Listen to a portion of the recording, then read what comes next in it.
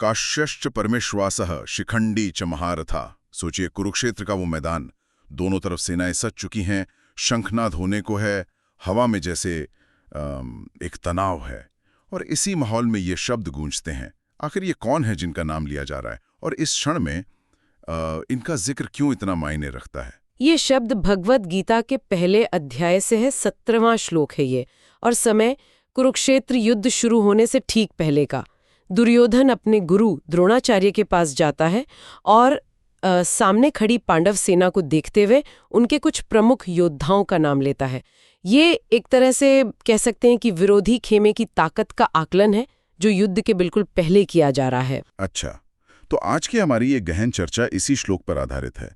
हम समझने की कोशिश करेंगे कि ये योद्धा कौन थे जिनका नाम दुर्योधन ले रहा है, और ये भी कि उसके ऐसा करने के पीछे मतलब क्या सोच हो सकती है। कि ये सिर्फ नामों की गिनती भर नहीं है, इसमें युद्ध की रणनीति और उस समय की जो मानसिकता थी उसकी झलक मिलती है। तो चलिए इस परत को खोलकर देखते हैं। फिर मैं श्लोक एक बार फिर पढ़ता हूं और श्रोत में जो इसका अर्थ दिया है उसे भी दोहराता हूं। काश्यश्च परमेश्वासः शिखंडी च महारथ दृष्टद्युम्नो विराटश्च सात्यकी शापराजितः। 1:17। इसका अर्थ है, काशी के राजा जो एक उत्कृष्ट धनुर्धर हैं, परमेश्वासः शिखंडी जो महारथी हैं, दृष्टद्युम्न विराट और सात्यकी जो अजय हैं, अपराजितः। और ये सारे नाम पांडव पक्ष के हैं। बिल्कुल। और सबसे पहली बात जो ध्यान खींचती है वो ये कि ये नाम खुद विरोधी पक्ष का नेता मतलब दुर्योधन ले रहा है। वो अपने गुरु द्रोण को पांडव सेना की शक्ति का एहसास करा रहा है। ये सिर्फ नाम नहीं है, ये अपने आप में पूरी प्रतिष्ठाएं हैं। हाँ, जैसे पहला नाम है काश्यश्च परमेश्वासः, काशी के राजा। उन्हें परम ईश्वासः यानी श्रेष्ठ धनुर्धर कहा गया। स्रोत बताते हैं कि उनकी धनुर्विद्या की ख्याति बहुत थी। काशी उस समय एक शक्तिशाली राज्य भी था। तो क्या इनका जिक्र सिर्फ उनकी व्यक्तिगत योग्यता के लिए है, या फिर काशी राज्य के समर्थन के महत्व को भी दिखाता है? ये बहुत अच्छा सवाल है। देखिए, निस्संदेह काशीराज की व्यक्तिगत धनुर्विद्या का सम्मान तो था ही, लेकिन उनका नाम लेना वो पांडवों के साथ जुड़े एक महत्वपूर्ण राज्य और उसकी सेना की ओर भी इशारा करता है। तो ये सिर्फ एक योद्धा का जिक्र नहीं है, बल्कि एक मजबूत गठबंधन, एक अलायंस का भी जिक्र है। अच्छा। हाँ, महाभारत में ऐसे गठबंधनों का बहुत महत्व था। फिर नाम आता है शिखंडी च महारथाः। शिखंडी जिन्हें महारथी कहा गया। महारथी, इसका मतलब क्या था उस जमाने में? स्रोत कहता है 11,000 धनुर्धारियों के सेनापति। लेकिन क्या यह सिर्फ संख्या की बात थी? नहीं, महारथी एक बहुत बड़ी उपाधि थी, बहुत बड़ा सम्मान। इसका मतलब था एक ऐसा योद्धा जो अकेले हजारों सैनिकों से लड़ सके, हर तरह के अस्त्र शस्त्र चलाने में माहिर हो, व्यूह रचना जानता हो और युद्ध के नियमों का भी ज्ञाता हो। समझ गया। पर शिखंडी का जिक्र सिर्फ उनकी महारथी क्षमता के कारण ही महत्वपूर्ण नहीं है। हम जानते हैं कि उनका जन्म एक विशेष उद्देश्य से हुआ था। हाँ, भीष्म पितामह की मृत्यु का कारण बनना। बिल्कुल। तो दुर्योधन का शिखंडी का नाम लेना कहीं ना कहीं भीष्म के सामने जो चुनौती खड़ी थी उसकी ओर भी इशारा करता है। अच्छा, तो ये सिर्फ ताकत गिनवाना नहीं है, ये तो खास योद्धाओं से जुड़े खास खतरों को भी पहचानना हुआ। बिल्कुल। भीष्म कौरव सेना के सबसे बड़े स्तंभ थे और शिखंडी उनके लिए एक तरह से नियति जैसे थे। ये बात दुर्योधन के ज़हन में जरूर होगी। संभवतः, बिल्कुल। फिर आगे नाम है दृष्टद्युम्नो विराटश्च सात्यकिश्च पराजिता। दृष्टद्युम्न, विराट और सात्यकी, और इनके लिए क्या शब्द इस्तेमाल हुआ? अपराजिता, अजय। हाँ, ये शब्द अपने आप में बहुत वजन रखता है। बहुत ज्यादा। दृष्टद्युम्न तो पांडव सेना के सेनापति ही थे, द्रौपदी के भाई। इनका जन्म भी यज्ञ से हुआ था और कहते हैं कि इनका जन्म द्रोणाचार्य के वध के लिए हुआ था। तो इनका नाम लेना ये भी द्रोण के लिए एक सीधा संकेत हो सकता है। बिल्कुल हो सकता है। जैसे शिखंडी का नाम भीष्म के संदर्भ में महत्वपूर्ण था, है ना? हाँ। वैसे ही धृष्टद्युम्न का नाम द्रोण के संदर्भ में। दुर्योधन शायद द्रोण को याद दिला रहा है कि देखिए, आपके सामने आपका ही पूर्व निर्धारित अंत खड़ा है। ये एक मनोवैज्ञानिक दबाव बनाने की कोशिश भी हो सकती है। अच्छा। फिर विराट नरेश का नाम है, विराट, जिन्होंने पांडवों को उनके अज्ञातवास के सबसे कठिन समय में शरण दी थी। उनका साथ होना भी पांडवों की राजनीतिक और सैन्य शक्ति को बढ़ाता था। और सात्यकी, उन्हें भी अपराजित कहा गया है। स्रोत बताते हैं कि वे वृष्णि वंश के थे, कृष्ण और अर्जुन के बहुत करीबी। उनकी अजेय प्रतिष्ठा क्या दर्शाती है? सात्विकी युयुधान के नाम से भी जाने जाते थे और वे अपने समय के महान योद्धाओं में गिने जाते थे, इसमें कोई शक नहीं। उनकी निष्ठा अर्जुन और कृष्ण के प्रति अटूट थी और उन्हें अपराजित कहना वो उनकी युद्ध कुशलता और उनकी दृढ़ता को दिखाता है। उनका होना मतलब यादवों के एक प्रमुख योद्धा का पांडवों के साथ होना, जो कृष्ण के अपने लोग थे। तो ये सारे नाम मिलकर पांडव पक्ष की जो गहराई है और जो विविधता भरी ताकत है उसको दिखाते हैं। उत्कृष्ट धनुर्धर हैं, महारथी हैं, अजय सेनापति हैं, निष्ठावान सहयोगी हैं। हाँ, यहाँ आकर्षक बात यह है कि स्रोत इन योद्धाओं की प्रतिष्ठा पर जोर देता है। वे सिर्फ व्यक्तिगत रूप से वीर नहीं थे, बल्कि बड़ी सेनाओं का नेतृत्व करते थे और युद्ध के मैदान में उनका नाम ही काफी था। हाँ, उनका होना मतलब पांडव सेना का मनोबल कितना बढ़ता होगा। निश्चित रूप से युद्ध में मनोबल का, मोराल का बहुत बड़ा योगदान होता है। इन जैसे नायकों की उपस्थिति सैनिकों में जोश भर देती है और दुर्योधन इस बात को समझता था। तो अब उस सवाल पर आते हैं जो मुझे सबसे ज्यादा उलझा रहा है।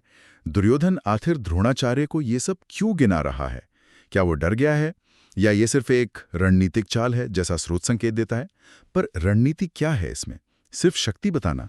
देखिए, ये एक जटिल सवाल है और इसका जवाब शायद कई परतों में है।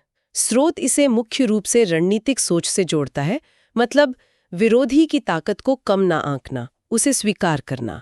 हाँ। ये किसी भी सेनापति के लिए जरूरी है ना? हाँ, बिल्कुल। वो जो कोच वाला उदाहरण स्रोत में दिया गया है वो काफी सटीक बैठता है यहाँ। हाँ, कि मैच से पहले विरोधी टीम के स्टार खिलाड़ियों को पहचानना जरूरी है। बिल्कुल, ताकि आप अपनी रणनीति बना सकें। मैं समझ रहा हूँ।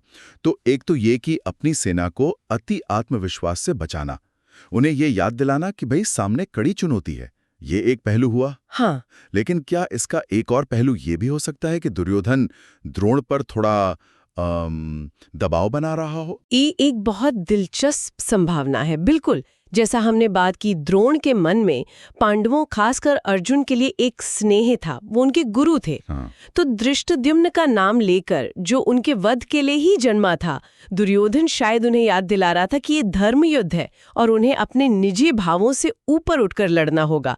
वो शायद कह रहा था, देखिए गुरुदेव, सामने ये योद्धा हैं, कोई मुरव्वत की गुंजाइश नहीं है। तो ये सिर्फ सूचना देना नहीं, बल्कि एक तरह का वेकअप कॉल भी हो सकता है द्रोण के लिए कि भाई अपनी पूरी क्षमता से लड़िए क्योंकि सामने ये लोग हैं। ये बात तो मुझे पहले नहीं सूझी थी। हाँ, ये मानवीय रिश्तों और युद्ध की राजनीति का मिश्रण है एक तरह से। दुर्योधन का ये आकलन दिखाता है कि वो सिर्फ अहंकारी ही नहीं था, बल्कि चतुर भी था। वो जानता था कि द्रोण और भीष्म जैसे महारथियों का पूरा योगदान जीतने के लिए कितना जरूरी है। तो इन नामों को गिनाकर वो शायद युद्ध की गंभीरता और उसमें दांव पर लगी हर चीज को रेखांकित कर रहा था। क्या हम ये भी सोच सकते हैं कि जिन योद्धाओं का नाम लिया गया वे पांडव सेना के अलग अलग तरह के सामर्थ्य को दर्शाते हैं? जैसे काशीराज उत्कृष्ट धनुर्विद्या, शिखंडी महारथी क्षमता और विशेष भूमिका, धृष्टद्युम्न सेनापतित्व और द्रोण के प्रतिपक्ष, विराट राजनीतिक समर्थन और सात्यकी अजेय निष्ठा। क्या ये एक तरह का स्वॉट विश्लेषण था पांडव सेना का दुर्योधन के दिमाग में? अरे वाह, ये एक बहुत ही उम्दा विश्लेषण है। हाँ, ऐसा बिल्कुल संभव है। दुर्योधन सिर्फ योद्धाओं की गिनती नहीं कर रहा, बल्कि उनकी जो विशिष्ट शक्तियां हैं और उनसे जुड़े जो खतरे हैं उनको पहचान रहा है। परमेश्वासः, महारथः, अपराजितः, ये शब्द सिर्फ उपाधियां नहीं हैं, बल्कि उनकी खासियतें बता रहे हैं। ये दिखाता है कि दुर्योधन ने विपक्षी सेना का गहराई से अध्ययन किया था। उसने सिर्फ उनकी संख्या नहीं, बल्कि उनकी गुणवत्ता, उनकी क्वालिटी और उनके रणनीतिक महत्व, स्ट्रेटेजिक इंपॉर्टेंस को समझा था। ये बात दिलचस्प है क्योंकि अक्सर दुर्योधन को हठी और अविवेकी माना जाता है, लेकिन यहाँ वो कम से कम युद्ध भूमि में उतरने से पहले अपने दुश्मन को आंकने की कोशिश कर रहा है। सही कहा। महाभारत के पात्रों की यही खूबी है, वे सपाट नहीं हैं, फ्लैट कैरेक्टर्स नहीं हैं। उनमें अच्छाई, बुराई, समझदारी, नासमझी सब कुछ है। दुर्योधन का ये क्षण उसकी सामरिक बुद्धि का परिचय देता है, भले ही उसका अंतिम लक्ष्य अधर्म पर आधारित था। ये जानना कि आपका विरोधी कितना मजबूत है, आपकी अपनी तैयारी को दिशा देता है। इस पूरी चर्चा से एक बहुत गहरी बात निकल कर आती है, जो सिर्फ महाभारत या युद्धों तक ही सीमित नहीं है। किसी भी तरह की प्रतिस्पर्धा या चुनौती में, चाहे वो दफ्तर की राजनीति हो, व्यापार की दुनिया हो या व्यक्तिगत जीवन की मुश्किलें हों, अपने सामने वाले की ताकत को सही सही पहचानना और स्वीकार करना, ये कितना जरूरी है। बिल्कुल। और जैसा आपने कहा, ये सिर्फ प्राचीन युद्धों का सबक नहीं है। इसे अगर हम आज के संदर्भ में देखें तो ये नो योर एनिमी या नो योर कॉम्पिटिशन के सिद्धांत जैसा है। लेकिन उससे भी बढ़कर ये अपनी सीमाओं को और अपनी तैयारी की ज़रूरतों को समझने का तरीका है। स्रोत हमें यही याद दिलाता है कि मूल्यांकन और तैयारी ये कालातीत सिद्धांत है, टाइमलेस प्रिंसिपल्स। हाँ, कई बार हम या तो अपने प्रतिद्वंदी को बहुत कम आंक लेते हैं, सोचते हैं अरे ये क्या कर लेंगे, या फिर उनकी ताकत से इतने डर जाते हैं कि अपनी क्षमता ही भूल जाते हैं। बिल्कुल। ये श्लोक शायद संतुलन की बात कर रहा है। डरो मत, पर नजरअंदाज भी मत करो। उनकी ताकत को समझो और फिर अपनी रणनीति बनाओ। एकदम सही।